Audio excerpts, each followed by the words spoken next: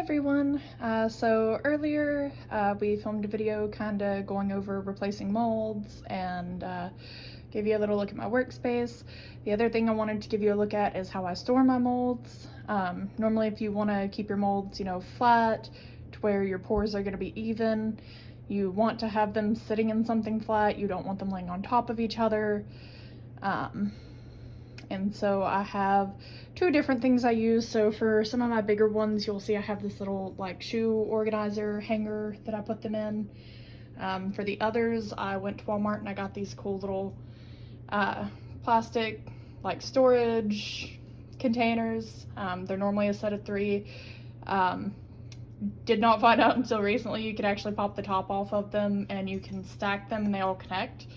So I bought 2 and stacked them together for 6 drawers. This is kind of what I do with them. Try not to have to layer them too much. If I do have to layer them, so for these, I slide some cardboard in between them. As long as the silicone is not directly touching on them, they're fine. But storing them, I store them in a little closet. You'll see there's my workspace.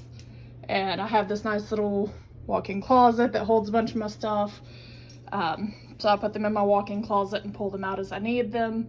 Normally you'll see any number of molds sitting on my actual work table depending on what I'm planning to pour for the next little bit. I'll set things out up to a week before I need them, just so I remember that I need to get around to making those.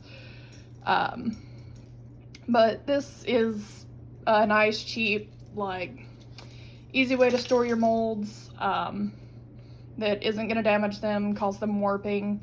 Again, bought these guys at Walmart. I want to say I gave maybe $10 to $15 for each, so $30 gets you the 2 to stack for 6. And if you're doing a lot of small stuff like me, then one drawer will hold a good portion of them. If you're doing bigger stuff, you can easily still get 3 to 4 molds into a drawer depending on size. For bigger molds, I do like having this guy just because they each just get their own little shelf and I leave it at that. And so that is kind of our storage process for these guys.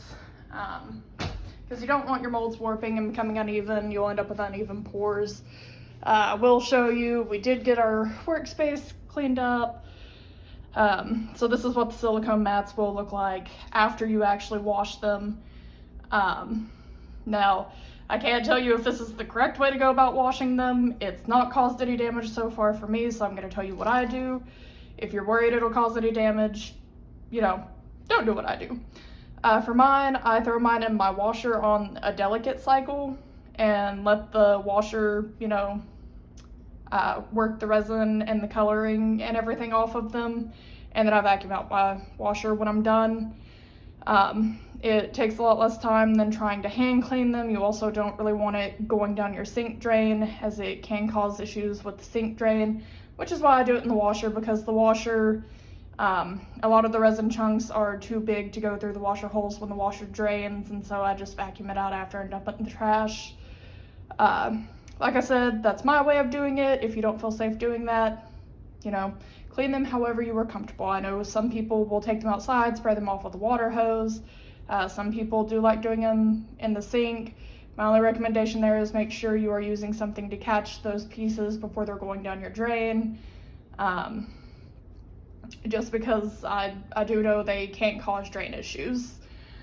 But this is our now cleaned up workspace. We got rid of, the molds I showed you all that were worn out, and they have went to trash, and I'll be reordering their replacements. So we're all set back up, and when we get resin in a few weeks, we will have that bubble video coming for you guys. So these last 2 are just to give you some more basic information, and kind of tricks of keeping an organized workspace,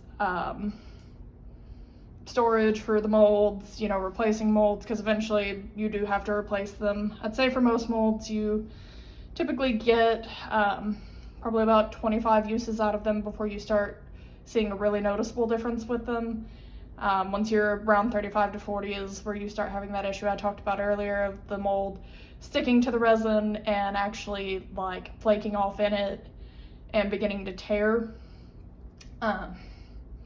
So there's some general information for you guys.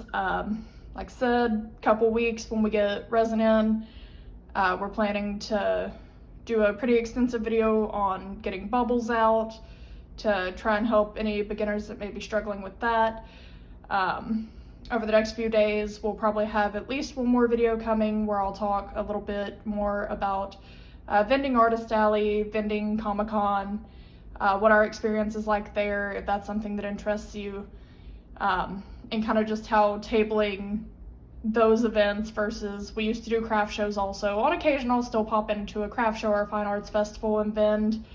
I still vend some Celtic fairs and Renaissance fairs, and I'll probably do kind of some talking about how all those shows differ, different challenges with them, what to expect, and that sort of thing, to give you an idea of selling as something you want to do in the future with this, kind of where to start and what to kind of expect in that side of it. But until then, everyone have a great day, and we'll see you next time.